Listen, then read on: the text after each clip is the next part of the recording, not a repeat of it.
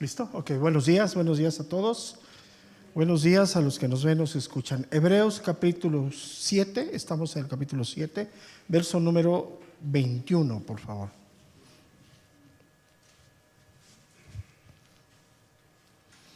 Vamos a retomar la lectura para profundizar en el versículo 22, que fue donde nos quedamos hace 8 días. Dice Hebreos capítulo 7, verso 21, porque los otros ciertamente sin juramento fueron hechos sacerdotes, pero este con el juramento del que le dijo, juró el Señor y no se repetirá, perdón, es que se me voló aquí, un segundito, es que traemos ahora esto porque lo demás no quiso venir. Un momentito. ¿Se comentan todos los WhatsApp? Ya. Listo. Porque los otros ciertamente sin juramento fueron hechos sacerdotes, pero este con el juramento del que dijo, juró el Señor y no se arrepentirá, tú eres sacerdote para siempre según el orden de Melquisedec. Verso 22, por tanto, ese es a donde vamos a profundizar, Jesús es hecho fiador de un mejor pacto. Y los otros sacerdotes llegaron a ser muchos debido a que por la muerte no podían continuar. Mas este, o sea Jesús, por cuanto permanece para siempre, tiene un sacerdocio inmutable, por lo cual puede también salvar perpetuamente a los que por él se acercan a Dios, viviendo siempre para interceder por ellos. Fuertes palabras. ¿Qué estamos viendo en el tema que estamos viendo de la semana pasada hoy? Es el sacerdocio permanente de Cristo, que es el contexto que viene hablando el escritor, ¿no? Entonces, veíamos que el 21 dice, pero este con el juramento del que le dijo, juró el Señor y no se arrepentirá. Tú eres sacerdote para siempre según el orden de Melquisedec. ¿Cuál es el significado del juramento? ¿Por qué el Señor da esa expresión? Veíamos 8 días que tiene dos variantes importantes, ¿sí? El primero es que el juramento concede una mayor dignidad y solemnidad a la palabra dicha. Eso es lo primero. O sea, si Dios instituyó un sacerdocio sin juramento y el otro con juramento, pues damos por sentado que el que establece con juramento es mayor que el anterior. Eso es lo que él está tratando. O sea, el de Cristo es mayor que el de Aarón y el levítico, ¿no? El segundo punto, que el juramento es de mayor seguridad para que la promesa se cumpla. Y aquí ya nos deja ver claramente cuáles las promesas. Salvación e intercesión, que son los instrumentos para llegar al final del camino, ¿no? O sea, primero nos tiene que salvar, Cristo intercede por nosotros en este caminar para que sea fácil que todos los creyentes lleguemos al final del camino. ¿Cuál es el final del camino? Pues la vida eterna, ¿no? Esa es la corona de la promesa, ¿no? Pero sin embargo, debemos dejar claro que la palabra de Dios es confiable plenamente sin juramento. ¿Por qué utiliza esto el escritor? ¿Por qué utiliza Dios esto? Le está hablando al pueblo judío en esencia. Ellos tenían un concepto del juramento, de la ley, o sea, culturalmente, religiosamente, tienen un concepto diferente a nosotros, ¿no? Para nosotros no es tan relevante el juramento como lo es para ellos.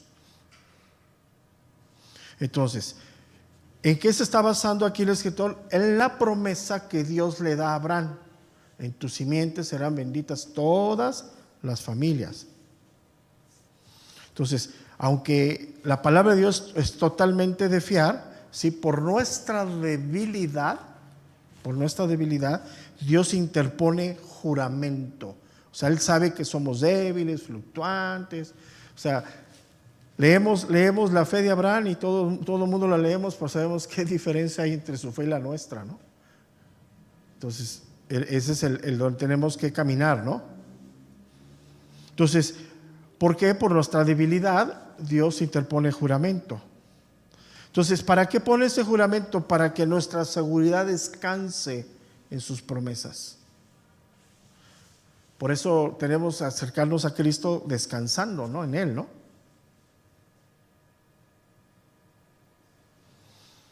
¿Y qué determina aquí en cuanto al juramento y en cuanto a su palabra? Ambos son de carácter eterno, porque Dios es un Dios eterno, no cambia. Entonces, cuando hablemos de eternidad, hablemos de que Dios no cambia, es el mismo ayer, hoy. Lo que ha determinado desde que conocemos, lo determina hoy y lo va a determinar mañana. No hay cambio. Entonces Dios constituyó el sacerdocio de Aarón sabiendo que iba a venir algo mejor, que era el de Cristo. Entonces cuando lo establece de manera temporal, el sacerdocio de Aarón, ¿sí? Entonces cuando introduce el sacerdocio de Cristo, jura para siempre que no se arrepentirá.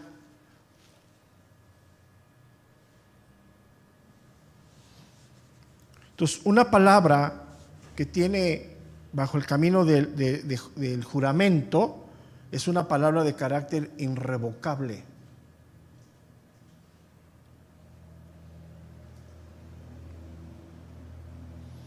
Entonces, el sacerdocio de Cristo es eterno, desde antes de que nosotros conociéramos esto. O sea, no fue algo que Dios inventó, ¿sí me explico? O sea, en Dios no hay ningún carácter de improvisación. Eso es bien importante. Entonces vamos a entrar con un poquito más de detalle al verso 22, porque es muy importante. La palabra fiador, si decía yo 8 días, del griego significa fiador, así del griego, ¿sí? Pero significa también algo que es una posición. También denota una instrumentalidad, o sea, es una palabra que ayuda o da fuerza al contexto donde está. ¿Cuál es lo que ayuda cuando dice Jesús es hecho fiador de un mejor pacto? Entonces la palabra fiador es el enlace entre algo establecido que es mejor.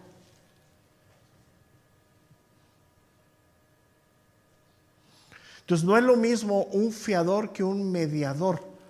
O sea, Él es nuestro mediador, nuestro intercesor, pero Él se garantiza a sí mismo para hacer la obra de intercesión. Eso significa ser fiador. O sea, Él se garantiza, Él pone su propia vida como garantía de lo que va a hacer por los hombres débiles ante el Padre. No es ante el Padre y nosotros. Ya vimos que el juramento es de carácter irrevocable, permanente, sino aquí cuando se refiere que Él es un fiador, Él está hablando de la intercesión que hay entre Él, de los hombres, y fiador hacia el Padre. Eso es lo que está diciendo.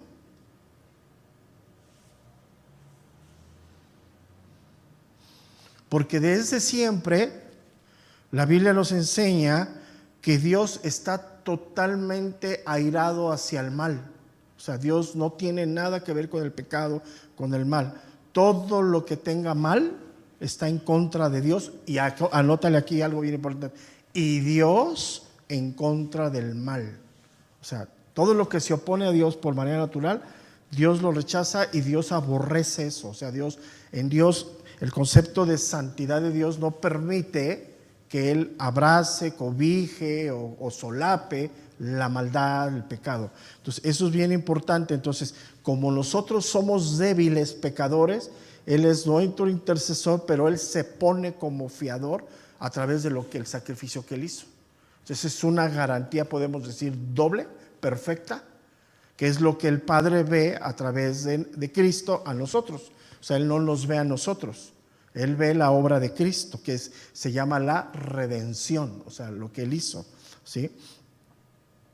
Entonces, más que ponerse como un árbitro, decir vamos a apaciguar a los dos, hacer paces, Él es el fiador, Él es la causa de esa reconciliación.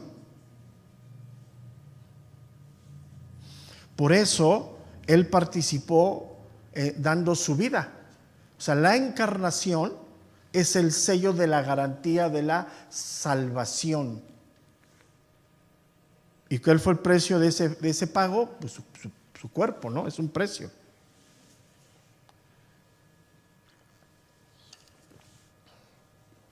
O sea, no solamente nos representa ante el Padre, sino ya el Cristo resucitado Es la garantía del cumplimiento de lo prometido. ¿Qué es lo prometido? Alguien iba a pagar por la desobediencia, por la maldad, por el pecado de los hombres. Pero ya estamos hablando del Cristo resucitado. Es el que es constituido sumo sacerdote. O sea, hay que entender los tiempos. El Cristo encarnado fue el hombre que vino con divinidad. Al morir, muere el hombre. Cuando resucita, se junta la humanidad con la divinidad como Él es, pero en ese momento es constituido el gran sumo sacerdote, que es el que está sentado a la diestra del Padre, intercediendo por los, primero salvando, dice aquí, dice el verso 25, por lo cual puede también salvar perpetuamente, y aquí deja algo bien claro, a los que por Él se acercan. ¿A quién? A Dios. Ahí puedes ponerle al Padre, viviendo siempre para interceder por ellos. Entonces, Él no solamente nos representa ante el Padre y el Padre ante nosotros, sino garantiza el cumplimiento del pacto. O sea, el pacto se cumple de la promesa que dio Dios a través de lo que Cristo hizo. Por eso su mediación es totalmente eficaz. No depende de nuestra fidelidad, sino de la de Él, porque Él es el fiador. Entonces, eso es bien importante, ¿no? O sea, mi fidelidad a Dios hoy depende de mi comunión, de mi comunión con Cristo, que es donde yo recibo la fortaleza para tener esa comunión con Dios.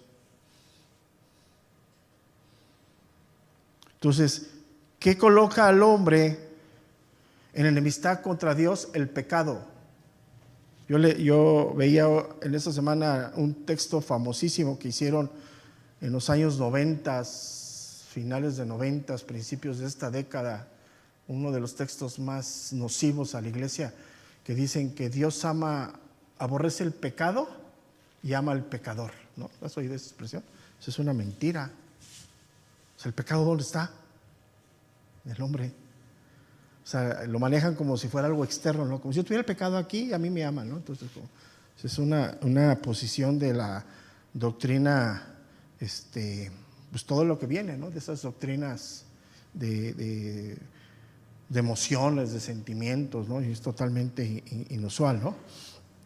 Entonces, ¿cuál es el único mediador perfecto entre Dios y los hombres? Jesucristo. Cuando Él se ofrece en la cruz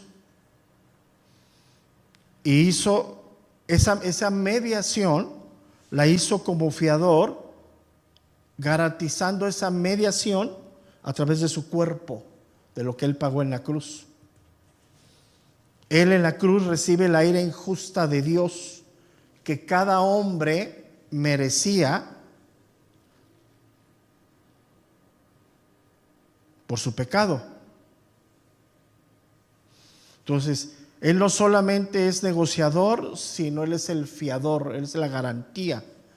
Así que recibe cada creyente de la conciliación con Dios. Por eso abajo dice que salvar perpetuamente. No sé si nos dé tiempo de llegar ahí, pero vamos a entrar en el tema de la garantía, de la seguridad que tenemos nosotros en la salvación con Dios. O sea, ya eres hijo y eres hijo. O sea, ya no hay. Sí, aquí parecía un doble discurso, ¿no? Porque una de las cartas que habla fuertemente sobre la apostasía es Hebreos, pero vamos a entender las cosas. Yo soy hijo, pero yo puedo apostatar de la fe. Entonces, esas son cosas diferentes. Pero la garantía de que yo soy hijo, una vez que fui reconciliado, redimido, justificado, nada cambia. O sea, yo en ese instante, por gracia, dejo de estar en vida totalmente a espaldas de Dios y soy trasladado a otro lugar que es la familia de Dios. Entonces, ¿qué es lo que está diciendo aquí, no? En esta parte de los versículos dice, cuando habla acerca del mediador. Entonces, contrastando lo que hacían los sacerdotes levíticos con lo que hacía Cristo, pues el único mediador real permanente es Él. Ellos solamente hacían la sombra de lo que había de venir. que es el Antiguo Testamento. Solamente era algo que se hacía como un modelo, una sombra de lo que había de venir. Cuando entraba el Antiguo Testamento, una vez por año, el sacerdote, había esa paz, pero era una sombra, no era totalmente, ¿no? Entonces, hoy podemos decir la fianza, pues es la persona de Cristo, su cuerpo, lo que Él hizo en la cruz. Entonces, por eso es el fiador. Entonces, eso es muy importante, ¿no?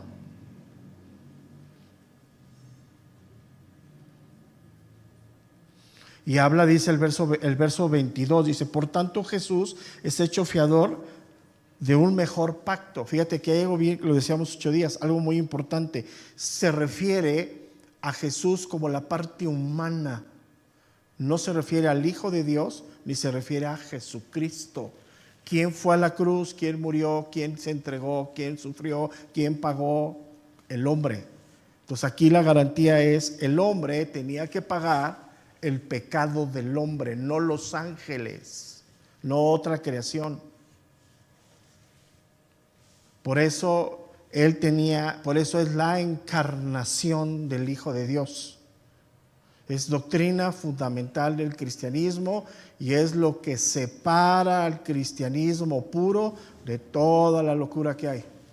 Si nosotros llegamos a entender la encarnación de Cristo con su divinidad y por qué fue, pues tenemos el proceso de la salvación, que el hombre tenía que pagar por los hombres. O sea, Él vino a pagar.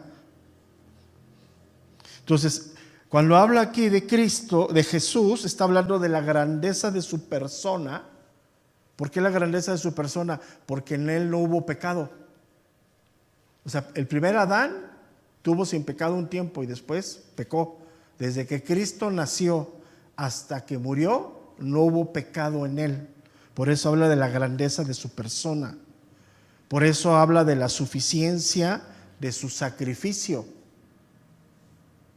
Y habla de la autoridad implícita en su resurrección. Por eso deja claro, con todo eso que acabo de hablar, la superioridad del sacerdocio de Cristo. O sea, está sentado hoy a la diestra del Padre, ratificando, validando y estableciendo plenamente el pacto que hay de la sangre del Cordero en este momento, que todo aquel que lo cree por fe, dice aquí, es salvado perpetuamente para con Dios.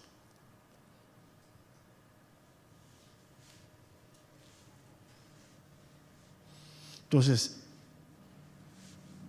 el hombre lo que hizo fue ofender a Dios en el pecado, y Dios obviamente pues aborrece el pecado.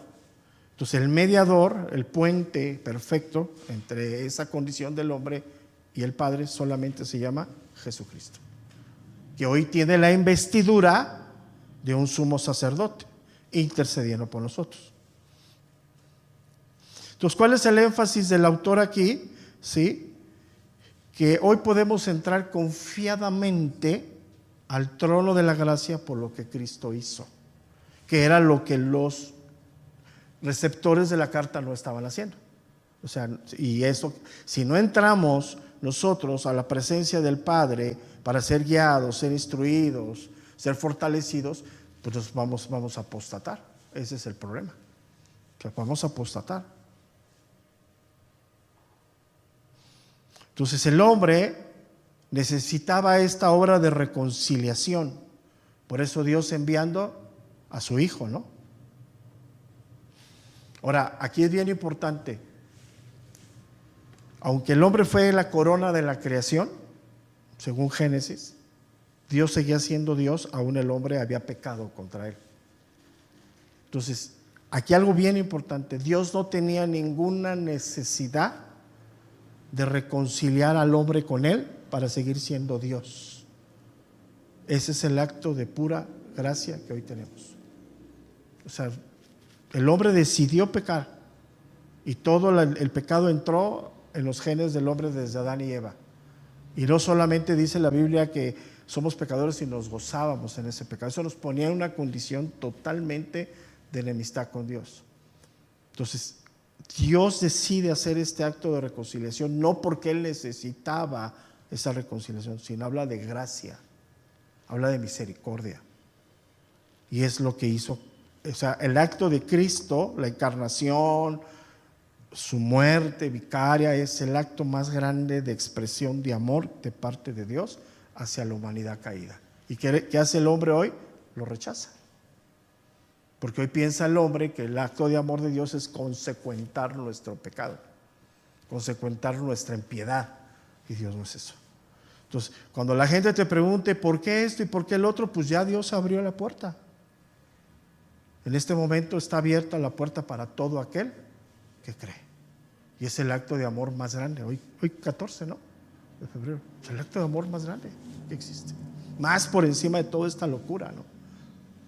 Y está permanente ahorita 24 horas, 365 días al año, hasta que Cristo, hasta que sea el tiempo y se acabe. Y hablar de eso en estos tiempos, no hay amor. ¿Qué te pasa? ¿Por qué hablas de eso? No, pues es real. O sea, ¿cuándo va a sonar la trompeta? ¿Cuándo se acabará el día que habrá esa puerta de reconciliación? Pero está abierta hoy en día para todo aquel que cree. No hay judío, no hay griego, no hay mujer, no hay hombre, no hay nada. No hay sabio, no hay esclavos, libres, todos. Entonces, cuando elige aquí el nombre de Jesús, es ese énfasis, Cristo, el que se encarnó. Pero en ese momento, ya entendimos, doctrinalmente no era sumo sacerdote. En ese momento Él vino a ser fiador, a ser mediador, para establecer plenamente el pacto entre los hombres débiles y Dios. No entre Dios y los hombres, O sea, Dios no necesita cambiar. Él dio el pacto y no cambia. Entonces, nosotros como débiles, cada vez que dudemos de nuestra salvación, las circunstancias, tenemos que ir a esa verdad. Él es nuestro fiador. Él puso su vida en garantía para que bajo ninguna situación que yo pueda vivir me pueda apartar del amor de Dios. O sea, Romanos lo dice: ¿quién nos apartará del amor de Dios en Cristo Jesús? Pero tenemos que ir a Dios al entrar, limpiarnos, pedir perdón. Eso es bien importante, ¿no? O sea, es bien importante. O sea, no vivimos así. O sea, ¿y cuál es la obra del Espíritu de Dios en este momento? Estar sobre nosotros, redarguyéndonos totalmente, ¿no? Eso es bien importante, ¿no? Entonces, Él en este momento nos representa ante Dios y garantiza nuestra reconciliación con Él. O sea, Él en este momento. Pero al mismo tiempo, como Él fue hombre, o sea, Él fue hombre, nos entiende perfectamente. O sea, todo lo que tú y yo padecemos, físico, mental, emocional, Él lo sabe. Él sabe los miedos, o sea, aunque Él sin pecado, ¿me entiendes? O sea, el pecado distorsiona todo, ¿no? Entonces, ¿quién es nuestro representante hoy ante el Padre? Él. No es un ángel, no es un animal, es un hombre glorificado que hoy está sentado a la diestra del Padre, ¿no? Él es nuestro mediador, nuestro fiador, nuestro sumo sacerdote, es el postrer Adán, es la cabeza de la iglesia. ¿Qué más? Es todo. O sea, ¿qué área no entiendes? Pues ahí está. Es tu sumo sacerdote, es tu mediador, es tu fiador, es la cabeza de las nuevas criaturas, porque dice que el que está en Cristo, nueva criatura es. O sea, Él es la cabeza de la iglesia, ¿no? Entonces él totalmente sabe quiénes somos, qué sentimos. Y si Él sabe qué sentimos, qué padecemos, ¿quién nos puede consolar plenamente? Solamente Él. Pero fíjate, esto es bien importante, no pasamos tiempo con Dios. O sea, no vamos a sus pies a decir: señores, ¿qué hacemos? ¿Qué hago? Pero todo eso el enemigo ha traído mucha turbulencia, porque pues yo he creído que voy, pido, y cuando me levanto de ese lugar ya tengo la respuesta, ¿no? Y la tengo a mi favor. Entonces esos son conflictos que tenemos todos los creyentes en la actualidad, porque hoy una de las cosas que se ha ido mitigando es la oración correcta, la oración con entendimiento. ¿Qué tenemos que orar? ¿Cómo tenemos que orar? ¿Y quién nos va a guiar en esas oraciones? El Espíritu de Dios. Porque dice que el que es hijo, el Espíritu de Dios da testimonio de que somos hijos de Dios en esa guía, ¿no? Entonces, Él es el hombre perfecto, la garantía, Él es todo en este momento, ¿no? Entonces, el sacrificio que hizo fue así. Por eso aquí lo deja claramente, dice el verso número 23. Y los otros sacerdotes, ¿a quién se está refiriendo? Aarón, ¿sí? Llegaron a ser muchos. ¿Cuántos fueron? Muchos. ¿Cuántos siglos fueron? Uy, muchos siglos, ¿no?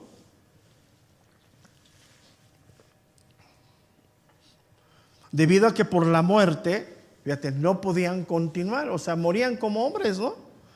Mas o sea, Cristo, por cuanto permanece para ¿cuándo? Para siempre, tiene un sacerdocio inmutable. ¿Qué quiere decir? Un sacerdocio que no cambia. Entonces, cuando habla de muchos, pues habla de todo el tiempo que duró desde Levítico, siglos atrás, la ley establecida para los sacrificios.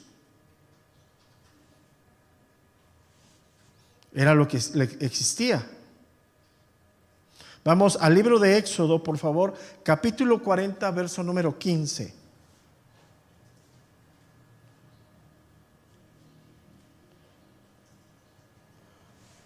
Y pareciera que estos textos contradicen lo que dice Hebreos, pero hay que leerlos con cuidado, ¿no?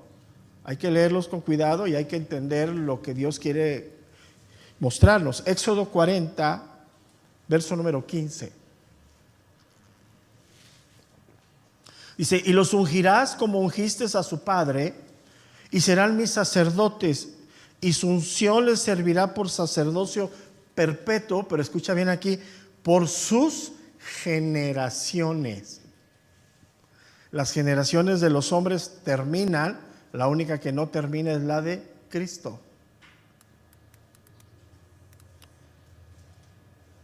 Entonces, cuando dice aquí perpetuo, no se está refiriendo entonces a que durará para siempre.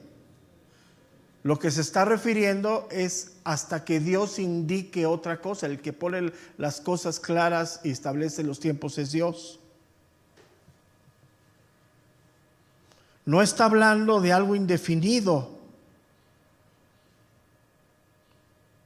ya que en el nuevo pacto el sacerdocio cambia y la casa de Aarón desaparece. Ya no hay más.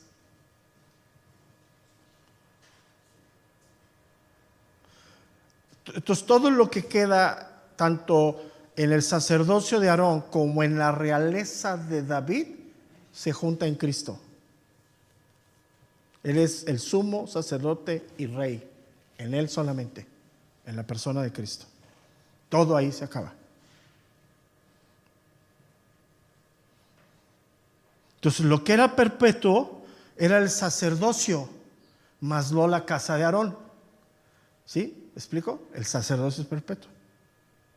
De hecho, acabo de encontrar, y se los recomiendo en la plataforma de Prime Video, hay una serie que tiene la primera temporada, 8 capítulos, se llama La Casa de David. Véanla. Y se pueden sentar con sus hijos, tiene un montón de historia y no tiene ninguna escena incorrecta. Presentan el mismo tema de la de Reyes, pero con un enfoque diferente. En la realidad, presentan un enfoque diferente. Véanla, se van a espantar de lo que van a ver. Sí, en serio. O sea, cuando Dios le dice a Samuel que vaya y mate al rey, que no tome nada, y va Samuel con Saúl y le dice, vaya, amalecitas, mátalo. El rey amalecita era un brujo, ahí lo describen. Eran caníbales. Ahí lo describen, es lo que usted. Pero lo deja vivo y lo pone en sus pies en la cena. No, véanla. Siéntense con sus hijos. Son 8 capítulos. Se llama La Casa de David en la plataforma de Prime Video. En lugar está viendo, ¿cómo se llama esta serie de La Casa de los Famosos, todo eso? Van a saber algo que les nutre. Sí, la verdad es que te sirve de entendimiento. Entonces, verso 24, mas este por cuanto permanece para siempre, tiene un sacerdocio inmutable. ¿Qué significa inmutable? Intransferible. O sea, Él ha sido eternamente, en el plan redentor de Dios, el sacerdote. Los tiempos se cumplieron en su encarnación, su muerte, su resurrección, su ascensión, y lo que hoy está, pero todo el tiempo ha sido perfectamente. Y Jesucristo no murió, ni nunca va a morir. Y Él nos representa, cuando hablamos del sacerdocio, nos representa en la parte humana. Y la parte humana siempre está sujeta, hasta que vengan los tiempos, a la muerte. Romanos capítulo 6, verso número 9. Romanos 6, 9. Dice, sabiendo que Cristo, habiendo resucitado de los muertos, ya no muere, la muerte no se enseñoreará más de Él. Entonces, ¿qué nos dice aquí? ¿Qué nos afirma en el versículo 24? Que nuestro sumo sacerdote está todo el tiempo presente, no muere. Su sacerdocio es permanente. Sin embargo, los sacerdotes levíticos morían.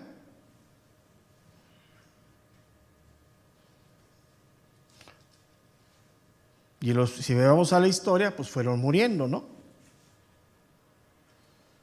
Eran imperfectos, como los hijos de Elí, ¿no?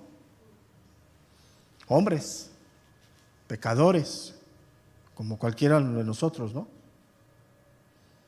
Pero Cristo lo que hace es saber nuestro pecado, lo entiende, pero no cede ante nuestro pecado. Eso es lo importante. O sea, esa es su parte que tiene. O sea, Él sabe el fondo del pecado nuestro. Pero Él dice, bueno, pues yo sé que pecas, ahí muere, te voy a dejar. No. Él nos lleva siempre al arrepentimiento. ¿Por qué? Porque algo que es también una doctrina muy errónea en el presente. Tú y yo pecamos contra Dios. No pecamos contra los hombres. Aunque el hombre recibimos los palos, ¿estás de acuerdo conmigo? Pero el pecado que hacemos, por eso se endurece el corazón, por eso es la apostasía. Porque todo pecado que hacemos, todo es contra Dios. Y obviamente, pues lo vivimos aquí. O sea, mi reflejo de ese distanciamiento con Dios por mi pecado es contigo. Esa es la evidencia. Entonces, eso también nosotros debemos de entenderlo.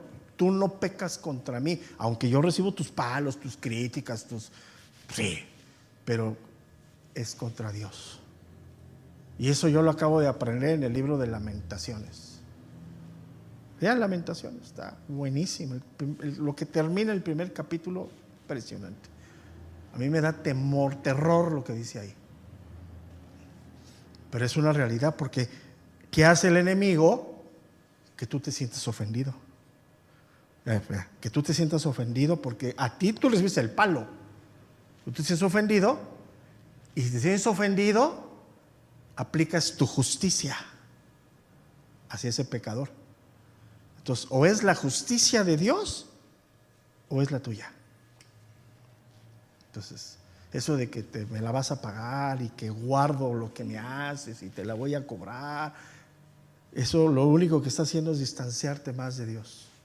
Eso es la apostasía. Pudiendo entrar, me quedo en mis pensamientos.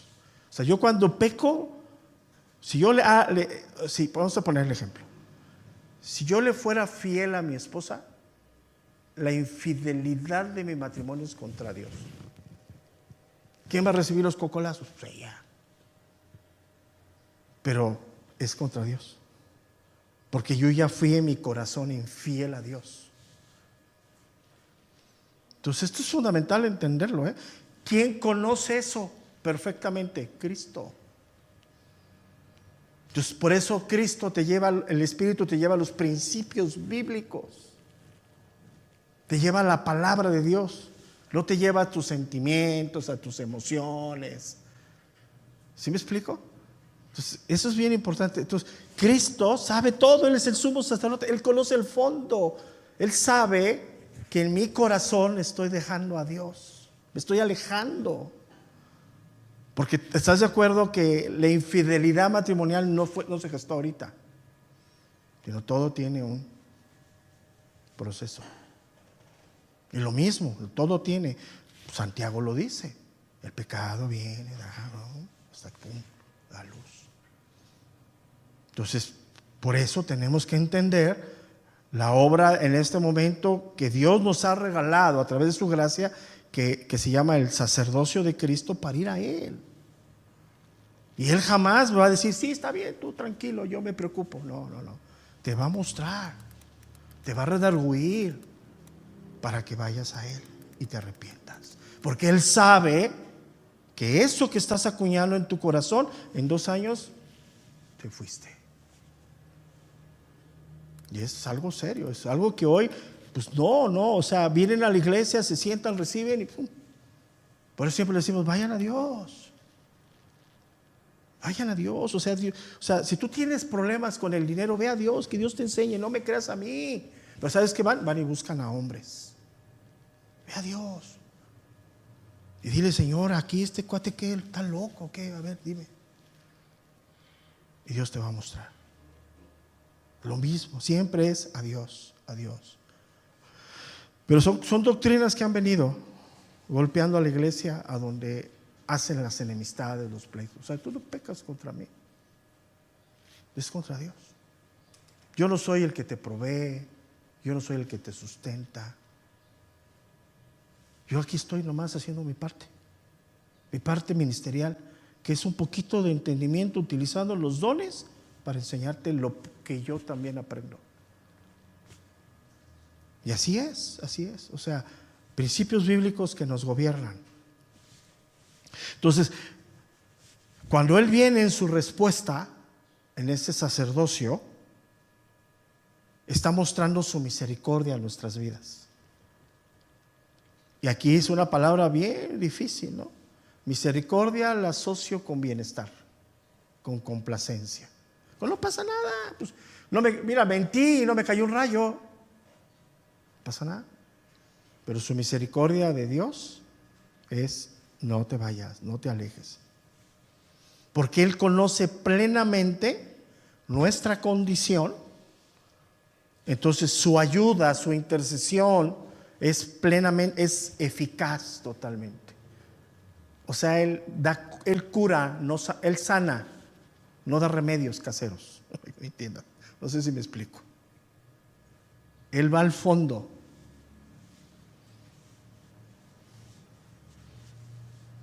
Por eso su sacerdocio es perfecto, de carácter eterno, inmutable,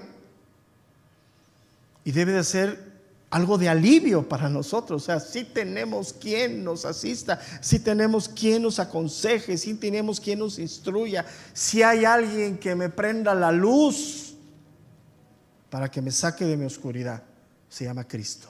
Pero yo decido ir a Él. Ese es el punto. El Espíritu no se va a ir, nunca voy a dejar de ser hijo. Lo voy a contristar al grado que mi mente está más...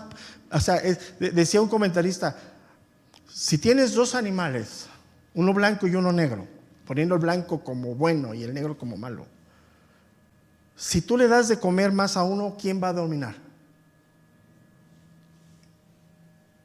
Y tú y yo estamos en la misma posición. Somos hijos, tenemos al Espíritu, tenemos una mente renovada, pero seguimos batallando con la naturaleza caída aquí y ahora.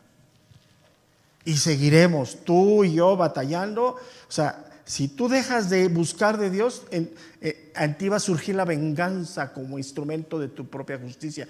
Y lo peor de todo eso, que el enemigo te va a engañar poniéndote la palabra como instrumento para que lo hagas. Y hoy no sabes cuánta gente en conflicto dice: yo oro para que todo salga a la luz. Digo, uy, no sabes lo que estás pidiendo, papá. Porque lo primero que va a sacar a la luz Dios son sus trapitos. Entonces, si quieres, órale.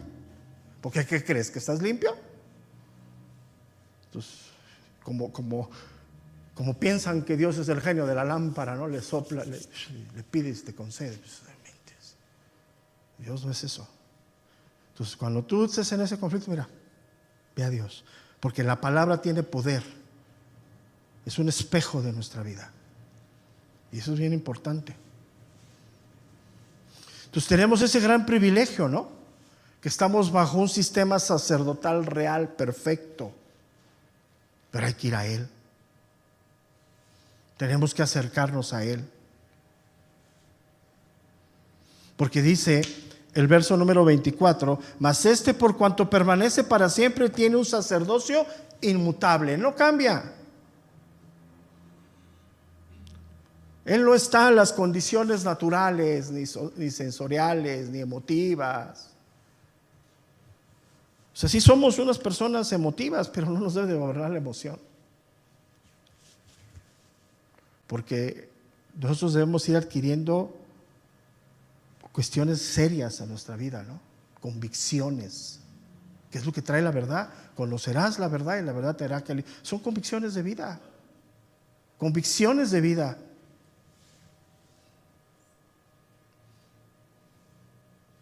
Entonces, todo lo anterior queda terminado en Cristo. Y Él nunca va a transferir sus funciones a otro. Nadie en este momento es nuestro consejero, nuestro sustentador, que no sea Jesucristo. Nadie. O sea, es bien importante. O sea, es algo que hoy se ha desestimado. La palabra, Él es el verbo de Dios. Y la palabra es viva y es eficaz. Yo voy a la palabra, yo busco en la palabra, pero busco con un corazón dispuesto a ser enseñado, a ser instruido. Nada decir que yo me acerque a la palabra queriendo dar órdenes a Dios. ¿A dónde leo que si no puedo aplastar con mi mano? No. Pues esos textos, cuando está hablando que Dios va a sacar a la luz, pues saca el pecado tuyo y mío a la luz. No lo va a ocupar, o sea, Dios no lo va a ocupar ese texto para mi beneficio. O sea, saca a la luz lo de ella y lo mío lo esconde. Ay, mira qué bonito, ¿no? ¿Y dónde lo esconde? Abajo del tapete, ¿no? Dios no obra así. O sea, por eso hay que tener cuidado nosotros. Estamos ante un juez justo, recto, perfecto. Los injustos somos nosotros. Si eso no te da temor, ¿de qué pides? ¿De qué anhelas? ¿Qué escuchas? ¿Qué desprecias? ¿Qué dices sí? ¿Qué dices? Pues no te da temor nada. Lo hemos estado hablando en Colosenses. Si no escuchas al Espíritu Santo, ¿a quién más? ¿A quién más? Por eso es importante el discipulado, el anotar, el estar atento, para que vengas y te afirmes. Es modelo de gracia de Dios lo que hizo con convocarnos una vez a la semana para ser instruidos. Modelo de gracia. Ya ves que hoy se ha vuelto opcional. Opcional totalmente. Y cuando no es opcional es porque te ponen algo que no es cierto. Algo que no es verdad. Entonces su sacerdocio es perfecto, es un sacerdocio completo, no falta nada. Hay que aprender a ir a sus pies, hay que aprender a ir a clamarle a Él.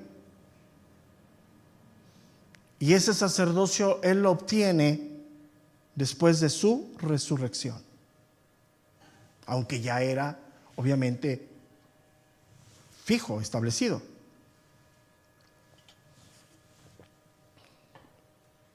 Entonces, cuando los oyentes querían regresar a lo levítico, aquí algo bien importante, era darle la espalda a Dios totalmente.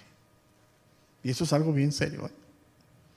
Porque hoy muchos de los cristianos, en su falta de discipulado, en su falta de conocimiento de Dios, quieren vivir su nueva vida con los conceptos de Dios anteriores. Y eso es bien peligroso.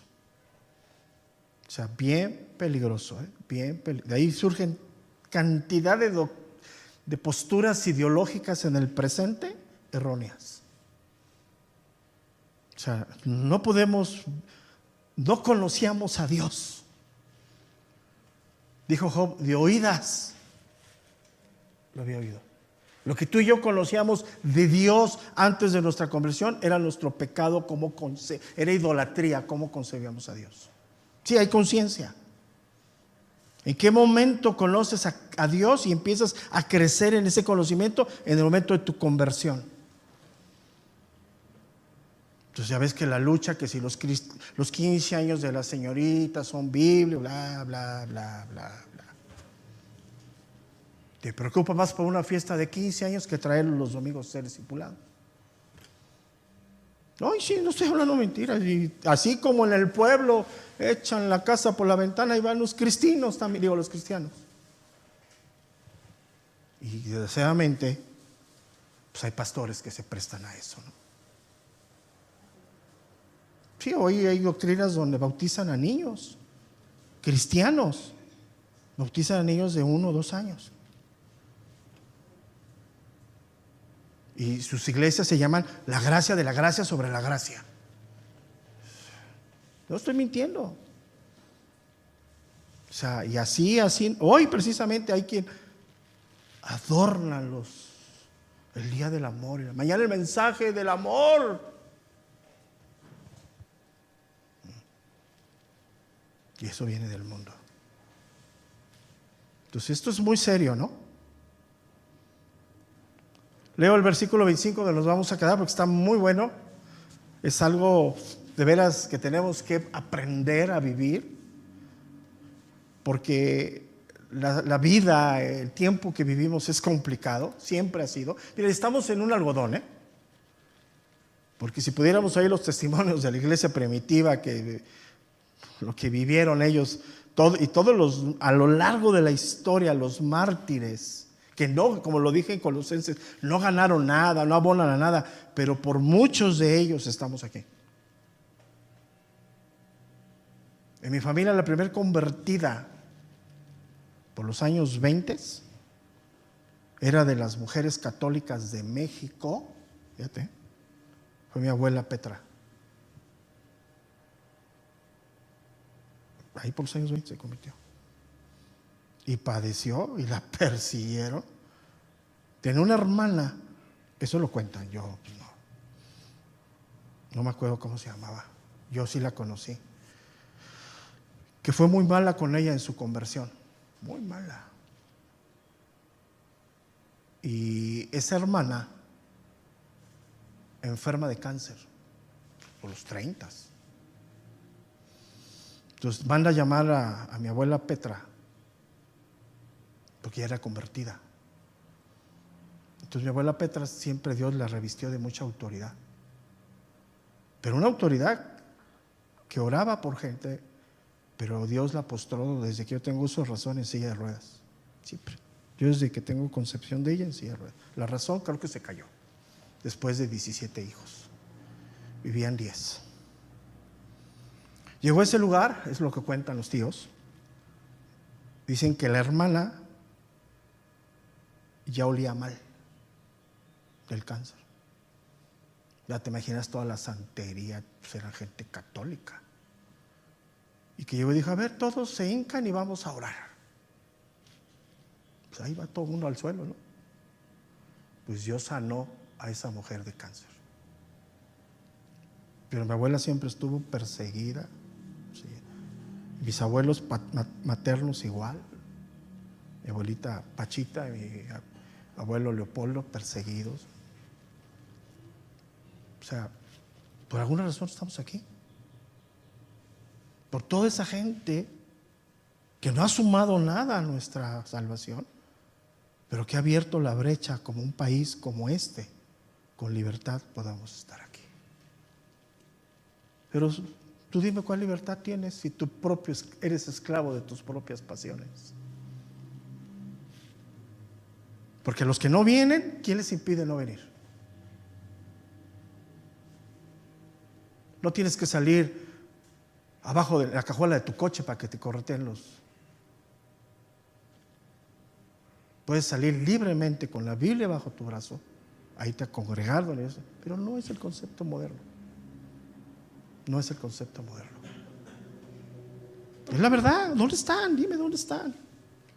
No hay tiempo. ¿Para qué? ¿Para qué no hay tiempo? Pero todo lo que hacemos determina lo que somos. Tú me puedes decir que tu prioridad es Dios, sí, yo lo creo.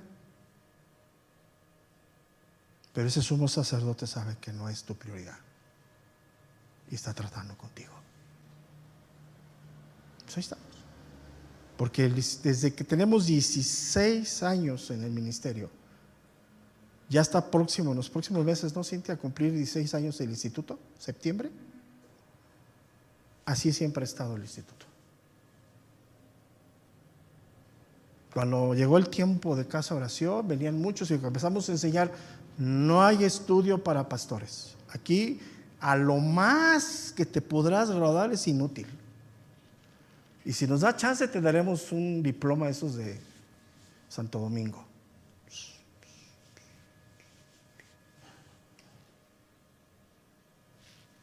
Porque llegaban, ¿aquí se estudia para pastor? No, mijo.